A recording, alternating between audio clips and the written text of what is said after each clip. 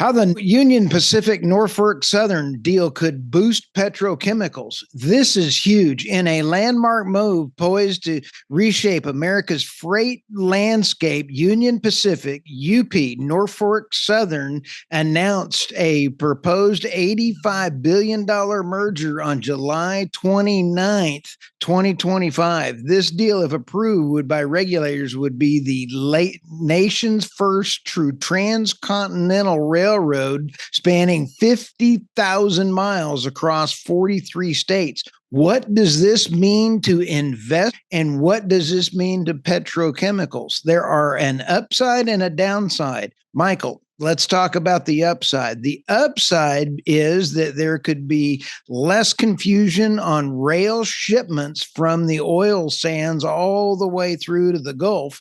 That is huge. But now they're also crying foul that there may be no price shopping or taking a look and thinking, hey, wait a minute, we may be held hostage for higher rates. And if you're an investor in this may mean that you may be able to guarantee delivery because of a uniform methodology in a supply chain. This is huge. I think it's actually a good thing. No, I think it's absolutely a game changer specifically for the downstream market. I mean, I don't think people realize how much oil and gas actually travels via rail relative to pipeline. I mean, if you are in the Uinta Basin, which is out there in Utah, almost exclusively your oil is railed out of there. And, you know, considering it's sort of becoming the new hotspot, we've seen a lot of mergers and acquisitions happen there. Most recently, XCL sold all of their assets now to SM, and I think Northern Oil and Gas owns a small chunk.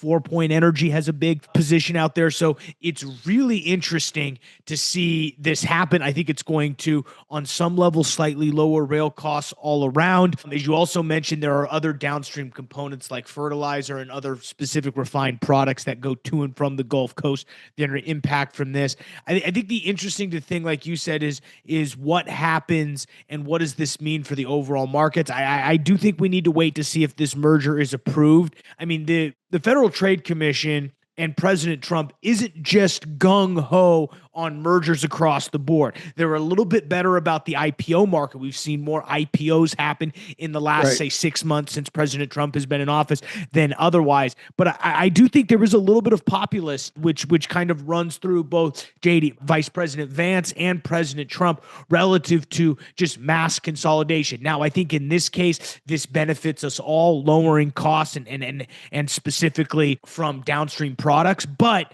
I'll be interested to see how long this takes to get approved and if it actually does. Oh, I couldn't agree more.